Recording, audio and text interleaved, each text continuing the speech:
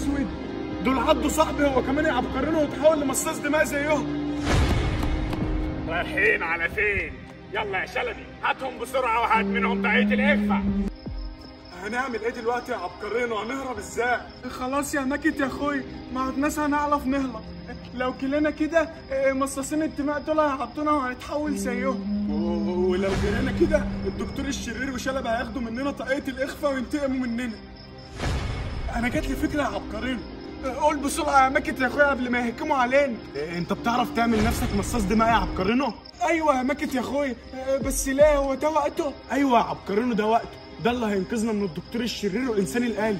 ازاي يا ماكت يا اخويا؟ احنا هنعمل نفسنا مصاص دماء، والدكتور الشرير والانسان الآلي هيفكرونا اتعضينا وهيخافوا يقربوا مننا، وبكده نقدر نهرب بسهوله. صح يا ماكت يا اخويا، يلا بسرعه اعمل نفسك مصاص دماء. حاضر حاضر يا ماكت يا اخويا.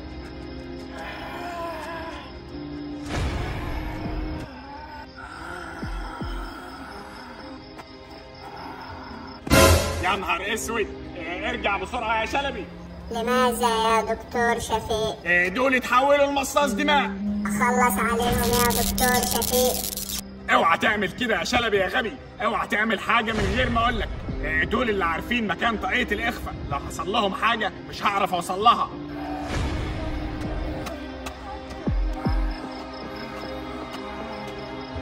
يلا نهرب بسرعه من هنا يا شلبي. تحت أمرك يا دكتور شفيق.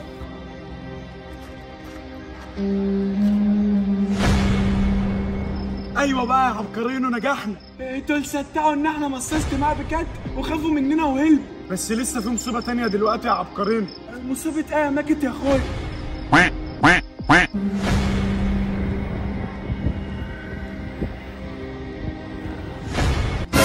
يا نهار اسود، مصاصين الدماء. اجري يا عبقرينو.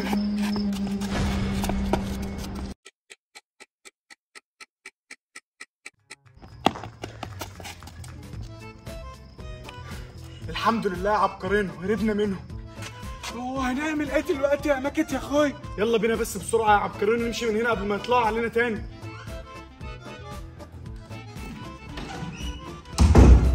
هنعمل ايه دلوقتي يا ماكت يا اخويا؟ هننقذ بابا وماما والناس اللي اتحولت لمصاص دماء دي ازاي؟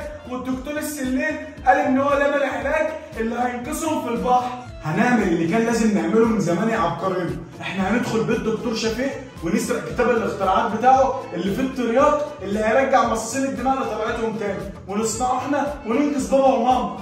وهندخل بيت الدكتور السليل ازاي ماكت يا اخويا؟ وسلب الانسان الآلي ده والدكتور السليل موجودين. دكتور شفيق دلوقتي يا عبقرينو فاكرنا اتحولنا لمصاص دماء، ولو شاف اي حد فينا عند بيته هيهرب ويبعد عننا علشان هيخاف حد فينا يعضه وهو كمان يتحول لمصاص دماء، وبكده نقدر ندخل البيت ونخرج بسهوله ونسرق الكتاب. طب وسلب يا ماكت يا اخويا الانسان الآلي هنعمل فيها ايه بقى؟ ما هو ممكن يخلص علينا.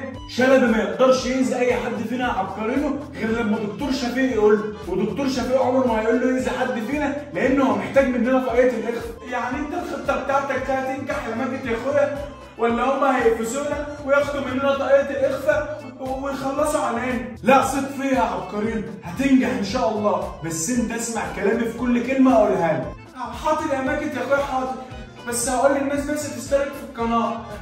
يلا يا اخواتي يا حبايب قلبي، كل اللي بيشوف الفيديوهات دلوقتي ينزل يشترك في القناه ويفعل زر الجرس علشان يوصل له كل الفيديوهات الجديده.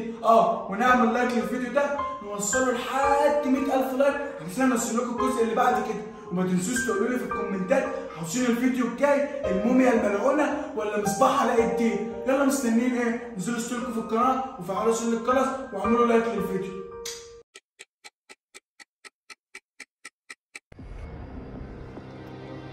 جاهز يا عبقرينو؟ عطلينه دايما كايس يا ماكت يا اخويا. طب يلا بينا تعالى ورايا.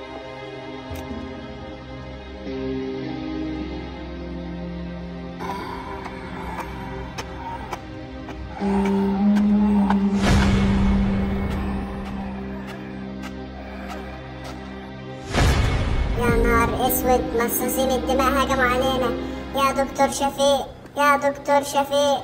يلا بسرعه يا عبقرينو ادخل اسرق الكتاب بسرعه قبل ما يجوا.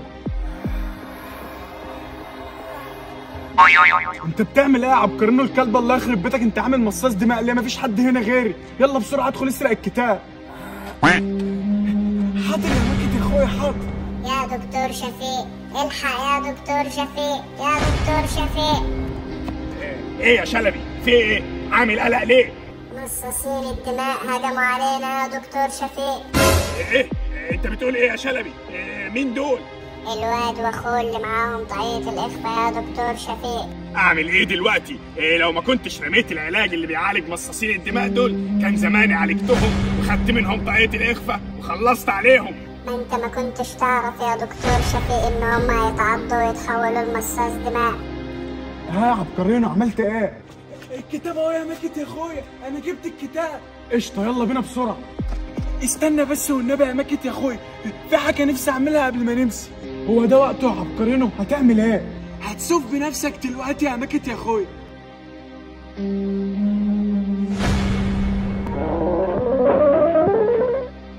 روح يا شلبي يلا بسرعه، شوفهم مشوا ولا لسه عند البيت.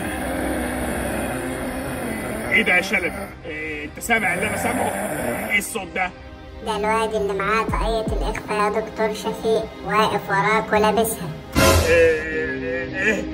انت بتقول ايه يا شلبي؟ ورايا ازاي؟ انت شفته ازاي؟ أنا أقدر أشوفه يا دكتور شفيق وهو لابسها، أنا مش بشر، أنا إنسان آلي. يعني هو متحول لمصاص دماء وكمان لابس طاقية الإخفاء واقف ورايا؟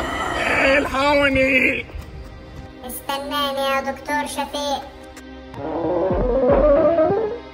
يخرب بيت عقلك يا عبقرينو، ده كان هيموت من الخوف. عشان ما يلعبش معانا تاني يا ماكت يا اخويا. طب يلا بينا بسرعه عشان نلحق نروح البيت نصنع العلاج اللي هيعالج بابا وماما والناس اللي اتحولت لمصاص دماء. ايه ده؟ الله يخرب بيتك يا عبقرينو، ده مش كتاب التجارب بتاع دكتور شفيق. انت بتقول ايه يا ماكت يا اخويا؟ ازاي يعني؟ انت ازاي تجيب كتاب قبل ما تقرا اللي عليه؟ ما الدنيا كانت ضلمه يا ماكت يا اخويا وانا كنت خايف حد يقفشني، فلقيت ده قدامي فجبته وجيت بسرعه. الله يخرب بيتك يا عبقرينو، ضيعت تعبنا وكل اللي عملناه ده في الفاضي. امال ده كتاب ايه يا ماكت يا اخويا؟ وريني كده. اتفضل يا استاذ عبقرينو يا ذكي. يا نهار اسود يا ماكت يا اخويا، انت عارف ده كتاب ايه؟ كتاب ايه يا عم العبقري؟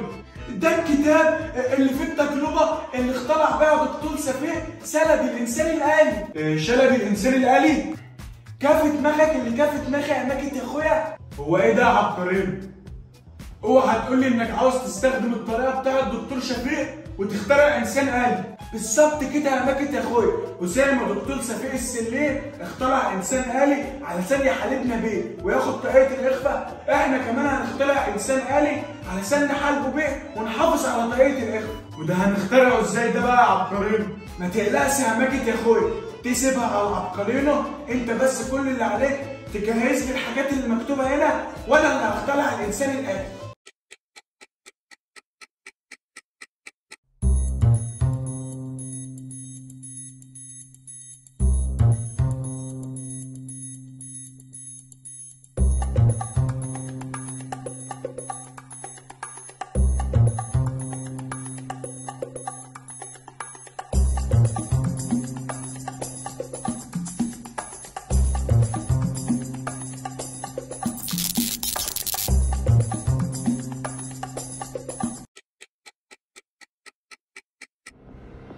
ودلوقتي يا ماجد يا اخويا هقدم لك الانسان الآلي بتاعنا سكوكو.